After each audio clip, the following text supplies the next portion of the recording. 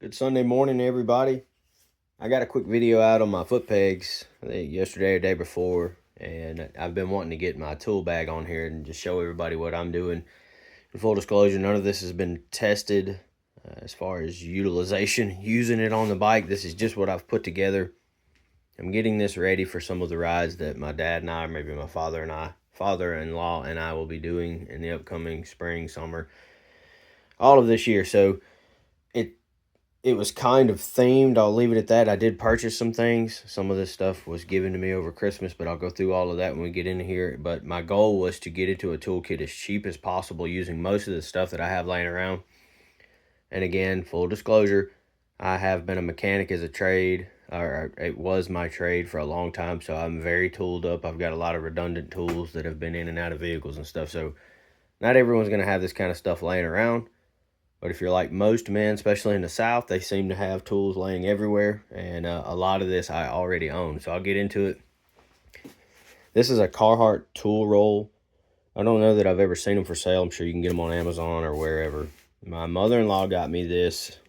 Kind of got all the guys in the family one of these a few years ago. Really cool. I like it. It's secure. Never really had a use for it. And then I remembered when I was putting this kit together, I was looking at tool rolls and I was like, oh man, I got one of these laying around here somewhere. So I found it and I'm going to use it to begin with. It's not designed necessarily to be on a motorcycle, and I'll show you where that could be of concern here in a minute. But I'm going to unbuckle this thing. I'll slowly go through what I've got in it. I think I have just about everything that I could possibly need. I try not to go overkill.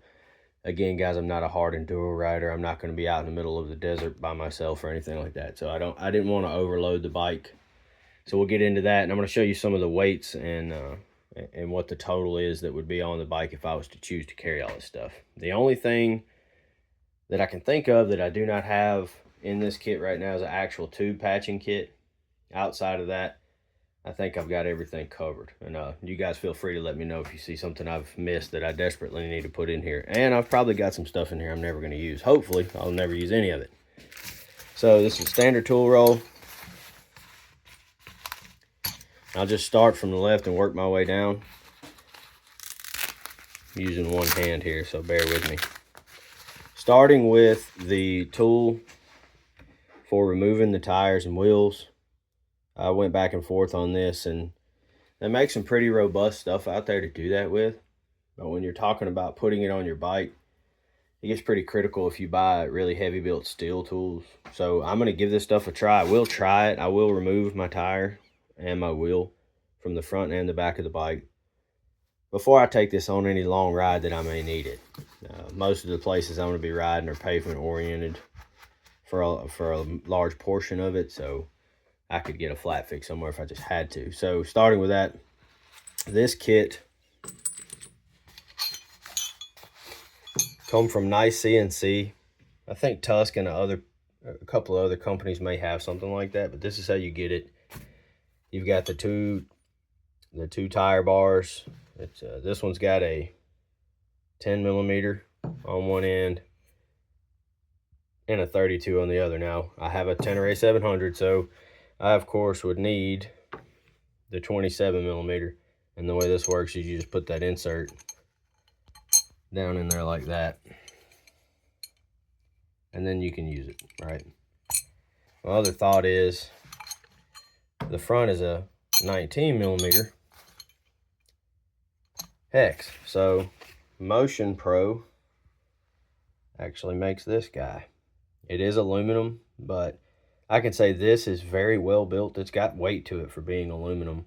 I probably wouldn't get crazy with it. I think it's rated at 90 pounds if I remember, but I had that in here. We'll just stick that back in there for the time being. Hex tool. That's the part number. Motion Pro. It's a 7075 T6 aluminum. That's one of the best. But you can see it's 22 millimeters. So in theory, I could throw that in there. I just did it on the wrong end, but you get it.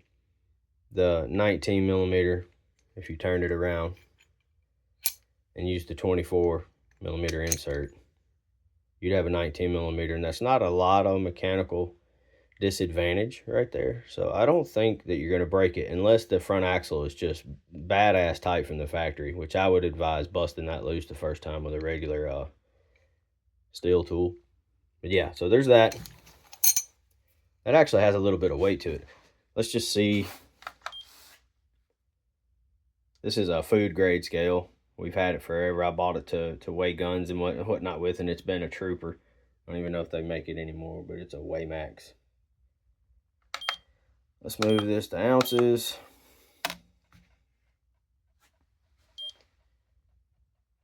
2.5 ounces, not bad. All right, put that in there. If anybody wants to know, just for the hell of it, that Tusk kit, or excuse me, Nice CNC tire tool kit, 6.7 ounces. That's with both inserts. Don't know if you need them or not, but that's the way it comes. All right, let's put these back in here. One of the comments I wanted to make on this is this tool roll is only as secure as you wrap it up, right? Nothing's going to be secure up here, and I'll get to that in a minute. But it's got a couple of pouches. They are secured by Velcro, like this. So I think it'd be fine. I don't have much in there right now. I'm gonna leave it like that. So with the exception of that, I'll move this way now. This is just a pair of Nipex pliers. I had my small pocket pair in there originally, but I got to thinking about that, and the leverage you have with a little bit bigger plier is pretty significant. These things don't weigh a lot, and they're in my opinion the best pliers in the world, hands down. Major American brands, Mac, Snap-on, they try to copy this a little bit. These are the originals. These come off a service truck that I run years ago. I think the only thing I ever did to them was completely wear the jaws out. I mean, I completely used them until there was nothing left, and they replaced them for free. So you have that. Nipex under 6 ounces, or let's just call it 6 ounces if you wanted to know. This I had already, obviously. All of this you see in here I had already. Some of this, I actually have a whole bunch of these little bit retainers just laying in a toolbox. I just kind of grabbed the ones that exist, or excuse me, that I didn't have anything in there, and I've tried to get everything I would need. I'm not going to pull every one of these out, but I know this is T40, and I think we went all the way down to T15 maybe, and I don't even know if I need all of those specifically, but I got them anyway. And I've got the Allens to take some of the fasteners and stuff off the plastics and, covers, things like that. This will even take the exhaust bolts out, stuff like that. Then this is a standard long extension that can be used for 1/4-inch drive sockets. There's a bit extension, you can put anything in there.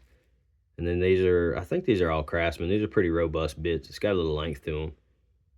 But just your standard number 2 Phillips and a couple other different things, a couple flatheads.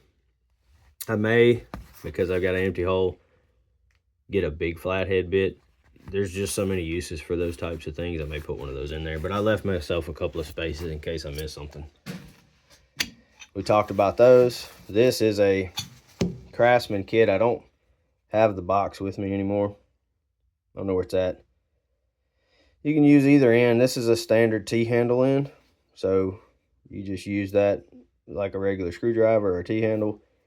This end, if I can get it to do it with one hand, actually ratchets. So that's nice. So it ratchets. You can just about do anything you need to do with that. This was part of a kit, believe it or not. It come with a bunch of bits, and it actually come with a strip of sockets. I think it was like 15 bucks. Can't beat that. It's made well. It's probably Chinese, but I mean, shit, for what we're doing with it, you're not gonna break that. Wrench set. I had these wrenches. They were given to me in some kind of drawing or something like that. They were just rolled up in a nice little tool roll. I was like, those would be perfect. They're kind of thin. They're small and light. And again, I don't even know if I need all these, but I've got an 8, a 10, a 12, and a 13, and they're the regular box end wrenches, right? So we have those. Socket strip right now. See if I can get these turned around here. Yeah, so I have I think that is a 8. These are old Blackhawk sockets. I don't even think they make them anymore. But I think I got 8, 9, 10, or maybe it's 8,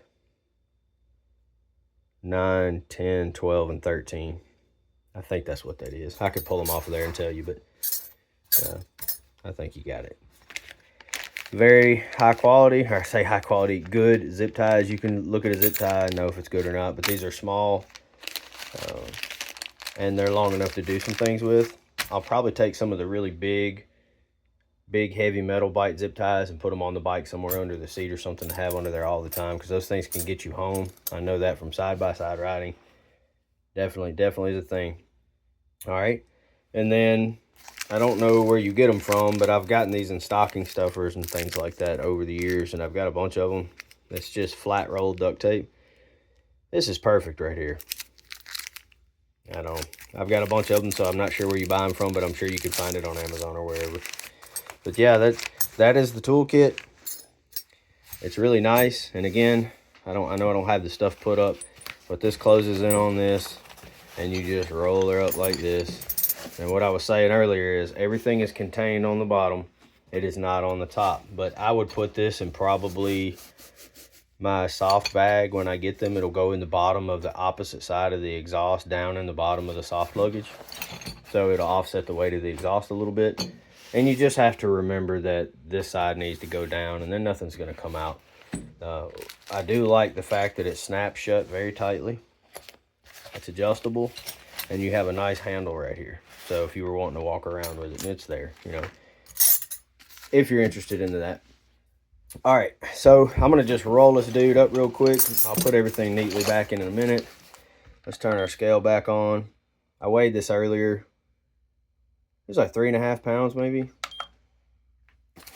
I'm going to set all this up here real quick. 3 pounds, 2.5 ounces. Maybe an ounce or two more if you put the straps on top. Yeah, so just call it 3.25 pounds.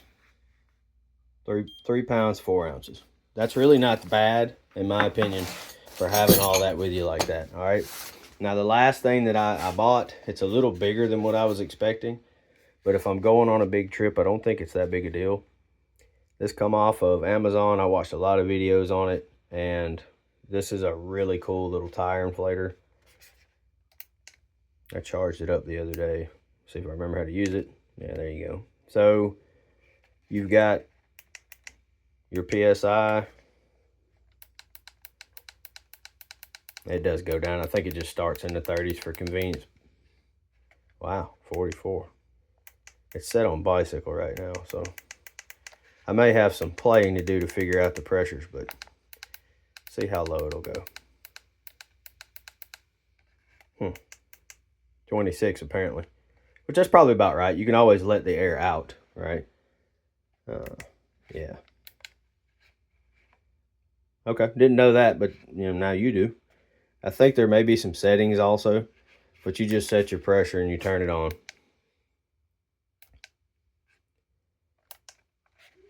And then there's your light. It's got a light. That's useful to you or not, but pretty cool.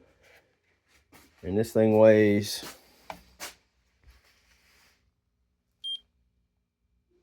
less than 15 ounces. Pretty impressive for what it can do. I've aired up a car tire with it just to see if it would do it, and it did it no problem, and it really didn't use that much of the battery. But this thing's also going to, which is my favorite part, if you got it fully charged, it's going to work as a phone charger, flashlight charger, whatever. It's a big battery pack. For no more than that weighs, that's fantastic. So I hope that's helpful. Again, if you got any questions on where I got some of this stuff from, I can let you know if you didn't catch it in the video. Let me know what you guys think. Let me know what you're using that I'm not, or something that you run into that maybe I don't need to carry some of this stuff. Maybe like, oh, you're never going to need that, or anything you got, man. I appreciate it. Thank you for watching, and we'll talk to you later.